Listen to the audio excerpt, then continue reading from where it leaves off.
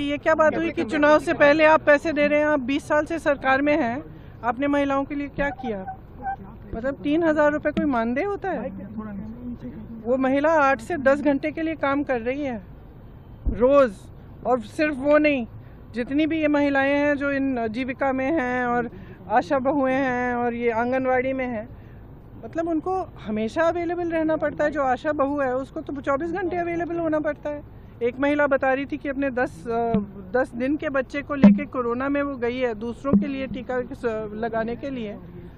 तो मतलब ये परिस्थितियां हैं और आप उनको कुछ दे नहीं पा रहे हो, क्यों? और जो 70,000 करोड़ रुपए जो इनको खर्चने थे स्कीम्स पे, वो कहाँ हैं?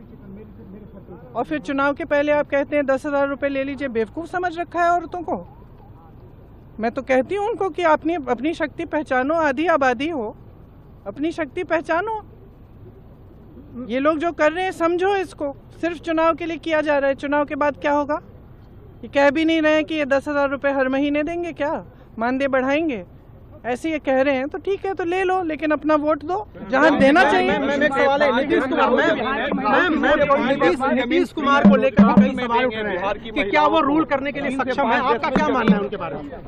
भैया देखिए, वो बुजुर्ग हैं, उनके बारे में मैं कुछ नहीं कहूंगी और ना मैं उनसे मिली हूँ कभी, तो मैं कुछ नहीं कह सकती। लेकिन मैं इतना कह सकती हूँ कि बिहार में बदलाव का समय है और माहौल भी है और लोग थक गए हैं और लोग देख रहे हैं कि 20 सालों से कुछ नहीं हुआ है, सिर्फ बड़ी बड़ी घोषणाएं हो रही हैं और अब चुनाव आ रहा है तो और भी विकास की घोषणाएं हो रही हैं। भाई जब 27 पुल आपके ढह गए हैं 3 सालों में, आप एक पुल नहीं बना पा रहे हो तो फिर क्या विकास की घोषणा कर रहे हो? तमाम जनता पलायन करके जा रही है बाहर काम करने के लिए, एक रोजगार नहीं दे पा रहे हो।